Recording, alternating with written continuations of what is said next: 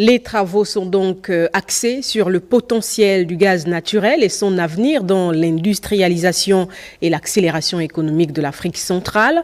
L'événement qui voit la participation des experts internationaux, des chefs d'entreprise et des investisseurs aux côtés des autorités gabonaises. Lariska Laure Mamengi et Bertin Osaga ont suivi les débats pour vous. Comment le gaz naturel peut catalyser l'industrialisation, créer des emplois et dynamiser la croissance économique dans la sous-région Afrique centrale? C'est autour de cette problématique que s'est ouvert la Central Business Energy Forum. L'enjeu ici est de mener des réflexions pour optimiser l'exploitation de cette ressource, tout en créant un marché relais sous-régional. Nos réserves de gaz naturel ne sont pas de simples ressources, ce sont les graines de notre renaissance. Avec elles, nous allons forger une nouvelle voie pour la prospérité, une voie qui n'imite pas simplement, mais qui innove. Nous ne serons plus des suiveurs dans l'économie mondiale, mais des pionniers d'un modèle de développement unique africain. Au Gabon, le secteur gazier est en plein essor avec des politiques mises en place à la hauteur des ambitions de développement de notre pays. Conformément aux orientations stratégiques des plus hautes autorités, nous avons engagé un certain nombre de projets gaziers, la construction de centrales électriques à gaz, ou encore des projets gaz to power menés en collaboration avec mon collègue en charge de l'énergie. Notre ambition pour les 10 prochaines années est de faire de la ressource gazière un produit d'exportation et surtout un tremplin d'industrialisation complète de notre pays pour non seulement éradiquer la pauvreté énergétique, mais améliorer la vie de l'ensemble de nos concitoyens.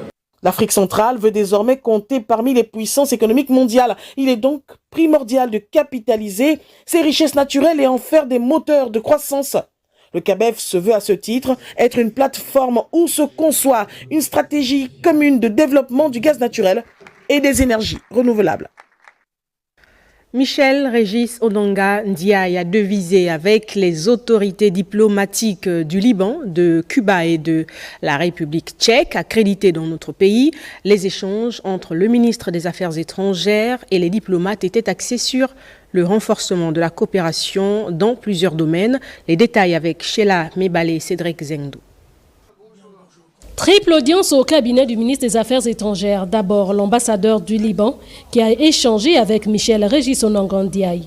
L'entrevue entre les deux personnalités a porté essentiellement sur la situation qui prévaut dans ce pays et surtout le rapatriement des compatriotes encore présents à Beyrouth. J'ai fait le point avec monsieur le ministre aujourd'hui sur l'agression israélienne contre mon pays, contre un État souverain depuis un mois, contre une population civile qui a fait dans un laps d'un mois à peu près 1 300 000 déplacés libanais et qui a causé à peu près 2500 morts et à peu près 12 000 blessés. On a parlé de la communauté gabono-libanaise pour s'assurer qu'il n'y ait personne qui souhaite quitter le Liban et qui ne dispose pas des moyens pour le faire. Le tour est revenu par la suite au diplomate cubain qui, pour sa part, est venu remercier le président de la transition pour son discours sur la levée des sanctions contre Cuba. Chaque fois que j'ai l'opportunité de parler avec le ministre, c'est pour regarder tous les points de coopération que nous avons abordés aujourd'hui. Très important sujet de coopération dans le secteur de l'éducation et académique et culturel. Et à profiter de l'occasion pour remercier le ministre, le président de la transition à Gabon, le peuple gabonais, pour la position ferme et solide en faveur de la levée du blocus américain contre mon pays. En dernière heure, Michel Régis Onanga Ndiaye a dévisé avec le consul honoraire de la République tchèque qui est venu annoncer l'arrivée imminente d'une forte délégation d'hommes d'affaires conduite par le vice-premier ministre tchèque.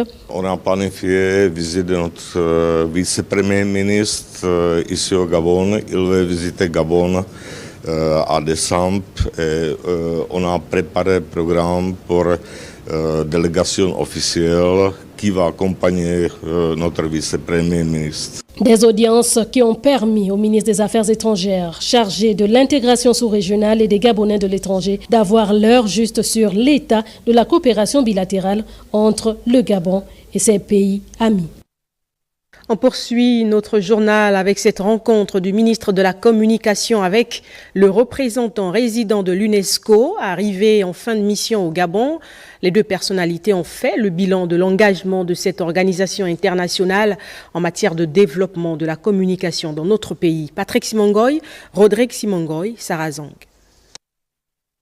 Venu faire ses adieux à la ministre de la Communication et des Médias, le représentant résident sortant de l'UNESCO au Gabon a mis à profit ces derniers instants avec Mme Laurence Ndong pour saluer la riche coopération entretenue par l'UNESCO et le ministère de la Communication sous l'ère de la transition.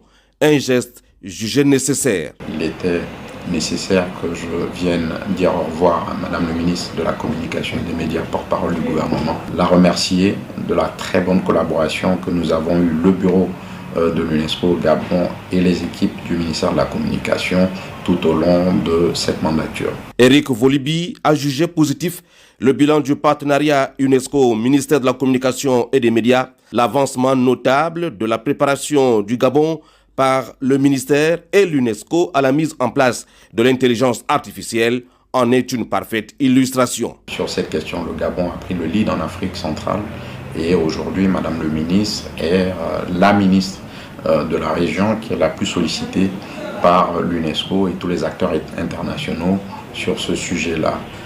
Ça a été l'occasion pour moi de leur remettre une correspondance de la sous-directrice générale du secteur des sciences humaines et sociales relatif justement à l'état de préparation de l'intelligence artificielle à travers le monde.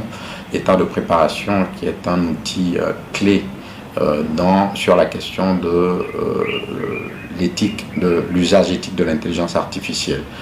Cet outil est aujourd'hui utilisé à peu près dans 60 pays à travers le monde et nous souhaitions, comme le Chili, que le Gabon soit le premier pays dans la région Afrique à élaborer une loi sur l'usage éthique de l'intelligence artificielle. Les deux personnalités ont également fait un tour d'horizon de la liberté de la presse et de l'accès à l'information dont une loi est en cours d'élaboration au Gabon. Eric Volibi quitte notre pays avec le sentiment d'une mission bien accomplie pendant près de 5 années. Le représentant résident de l'UNESCO au Gabon a ensuite été reçu par le ministre de la Culture. Le bilan de la coopération au service du développement de la culture a bien évidemment focalisé les échanges. Charles Goulard, Eric Kassa.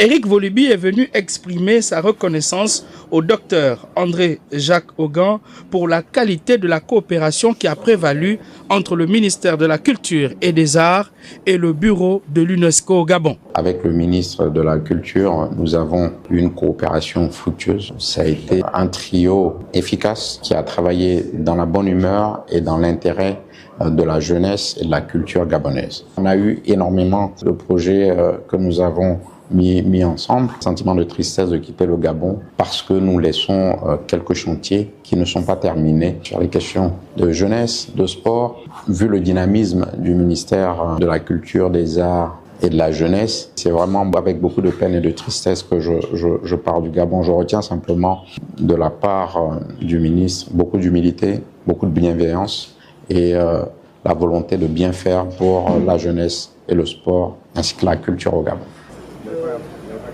Le ministre en charge de la Culture et des Arts a dévoilé les boucliers au ministère de la Justice et à la Galerie d'Art. Ces deux édifices rejoignent les 3 autres sites désormais protégés au Gabon en cas de conflit, un projet financé par l'UNESCO.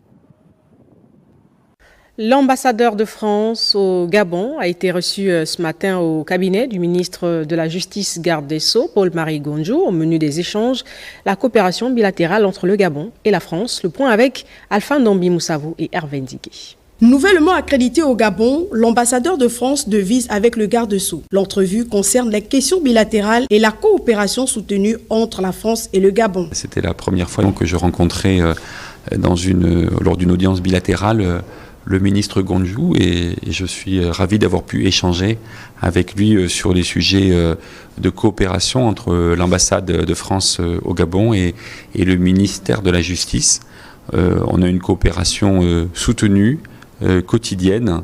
On a également parlé du projet constitutionnel. Il y a également des demandes de formation qui sont faites ou des offres de formation et qui sont effectuées et nous essayons de faire en sorte qu'elles se concrétisent le plus rapidement possible. Par la voix de son ambassadeur, la France réaffirme son soutien d'accompagner le processus de transition au Gabon pour une démocratie plus ouverte et crédible. La France est dans une situation de soutien et d'accompagnement de la transition, un accompagnement qui forme l'espoir que cette transition se terminera bientôt par la voie démocratique et après l'adoption du texte constitutionnel sur lequel le peuple gabonais se déterminera dans quelques semaines. L'exploration des nouvelles pistes de coopération entre la France et le Gabon est en perspective pour consolider les différents appareils judiciaires.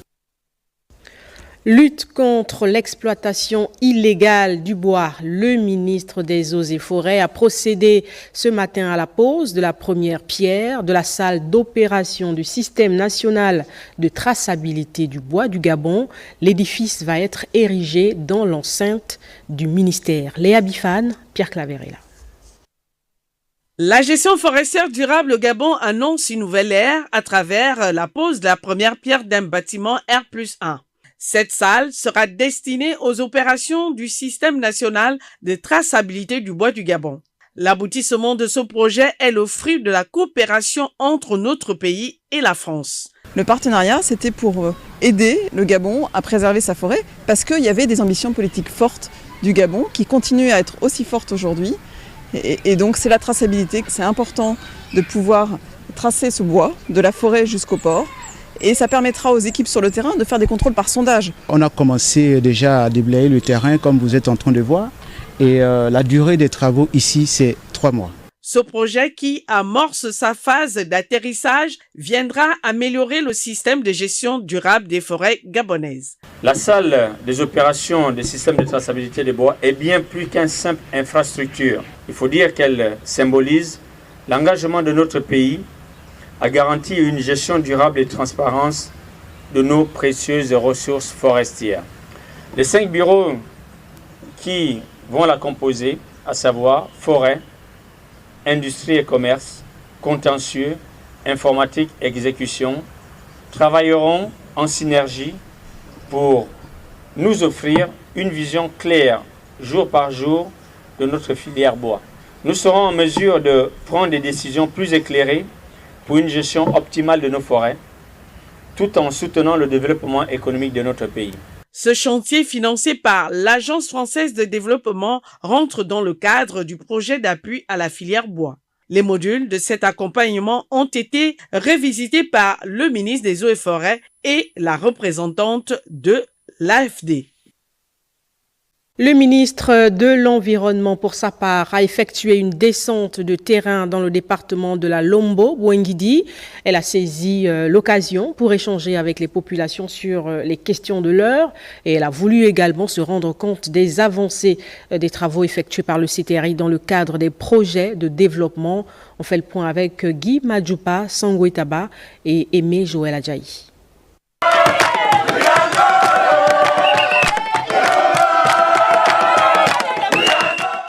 Des échanges qu'elle a eus avec les différentes couches de la population à Dienga, Pana, Lemenge et même à Koulabutu, la ministre de l'Environnement a axé sa prise de parole sur les modifications de la nouvelle constitution, la loi fondamentale au cœur du prochain référendum constitutionnel et pour lequel elle a appelé à voter. Nous avons le référendum le 16 novembre et je compte sur vous pour faire le relais autour de vous pour mobiliser la population. Ce qui compte, c'est le nombre de personnes qui ira voter, la mobilisation. Lors de l'ouverture de la campagne, je reviendrai et on va bien vous expliquer d'abord tout ce qui s'est dit dans la Constitution, parce que cette Constitution, c'est pour nous, la population, et non pour le président. C'est comme un acte de naissance de notre pays. Donc nous devons aller massivement voter pour avoir une crédibilité sur le plan international. C'est un message que je tenais à vous passer pour être le relais. Commencer déjà à motiver nos frères, nos sœurs qui sont dans les quartiers et avant l'ouverture de la campagne. Dans les différentes localités, la population a été largement édifiée sur les changements prévus dans la future constitution. Le ministre nous a édifiés sur la constitution et il a bien détaillé tous les articles. Elle nous a parlé de la nouvelle constitution qui arrive. C'est une constitution très importante pour notre pays. Ici à Dienga, par exemple, toute la population a été mobilisée ce matin. Nous disons merci à Madame la ministre d'avoir pensé à nous dans la sensibilisation. Au niveau de la constitution, vraiment, on a pourtant des bonnes choses qui pourront vraiment nous arriver. Durant son séjour dans le Guelolo, Arkadis Verdana Mingengindomba Nzoma a également procédé à Kulamutu aux côtés du gouverneur Jean Bosco Assingabani à la visite des chantiers prévus dans le cadre des projets initiés par le CTRI. Le général Flavien Nzengi Nzundu, le gouverneur de la province de la Nyanga et les experts du ministère des Travaux publics ont effectué une visite de terrain sur les chantiers des ponts de l'axe Tshibanga-Mwabi, des travaux qui se matérialisent grâce à la volonté des plus hautes autorités du CTRI. Julius Biviga pour le point. C'est une visite qui vise à s'imprégner de l'avancement des travaux de réhabilitation des ponts sur l'axe Tshibanga-Mwabi emportés par les eaux lors des inondations qui ont secoué le pays. Accompagné d'une forte délégation composée des experts du ministère des Travaux publics, le gouverneur de province se réjouit de cette visite. Faire la visite des chantiers sur le linéaire Tshibanga-Mwabi. Il y a un certain nombre d'ouvrages qui sont en perspective d'être faits, notamment le pont sur la rivière Mukalama, qui est un linéaire de 120 mètres et qui verra dans les tout prochains jours une action des travaux publics pour tenter un tant soit peu de le restaurer. Les travaux qui se feront naturellement sous l'autorité du ministère des Travaux publics. Donc nous verrons avec les entreprises adjudicatrices dans quelle mesure il faudra renforcer certains ouvrages qui ont été faits. Ces ouvrages en perspective d'être rétablis n'est que la volonté des plus hautes autorités de la transition via le ministère des Travaux publics et qui consiste à faciliter l'accès dans les différents départements, a-t-on coutume de le dire, la route, facteur de développement. Dans le cadre de la lutte contre la résistance aux antimicrobiens, l'agence du ministère de la Santé en partenariat avec l'OMS organise depuis ce matin et ce jusqu'à demain un atelier d'optimisation et de sécurisation de l'usage rationnel des antimicrobiens. C'est le ministre de la Santé, professeur Adrien Mugugu, qui a procédé au lancement des travaux accompagné de sa collègue de l'environnement. On fait le point avec Ginette Mougoula Massala et Ludovic Butegui. Selon l'Organisation mondiale de la santé, la résistance aux antimicrobiens est l'une des plus grandes menaces pour la santé publique. Le risque ne se situe pas seulement au niveau des prescriptions médicales ou encore à l'usage inapproprié des antibiotiques par des patients. L'utilisation massive des pesticides dans l'agriculture. La résistance aux antimicrobiens survient lorsque les bactéries, les virus, les champignons et les parasites évoluent au fil du temps et ne réagissent plus aux médicaments, rendant plus difficile le traitement des infections. Grâce au leadership de l'ensemble des membres du gouvernement qui se sont inscrits dans une approche One Health. One Health, une approche d'une seule santé, en vue du seul intérêt de la santé, qu'elle soit la santé humaine, animale ou encore tout ce qui est végétal et marin. Cet atelier marque l'engagement du Gabon à œuvrer dans le cadre d'une seule santé. L'activité qui nous réunit aujourd'hui s'inscrit dans le cadre de l'exécution du plan national de développement de la transition, mais aussi l'implication totale des personnes de tous les départements ministériels impliqués. Plusieurs professionnels de la santé animale utilisent encore très mal les antibiotiques et autres pesticides pour ce qui est de la production végétale. Donc il est de notre ressort de pouvoir vraiment leur former. Pour le ministre de la Santé, cette session de formation vient à point nommé. L'impact de cet atelier se fera tout d'abord dans la prise parfois d'un certain nombre de décisions réglementaires qui doivent ensuite être communiqués aux populations. Ensuite, il y aura la mise en place d'un certain nombre d'activités pour informer la population, pour les aider à mieux comprendre les enjeux de cette résistance aux antimicrobiens. Les participants seront largement outillés sur la sécurisation de l'usage rationnel des antimicrobiens sur le plan national.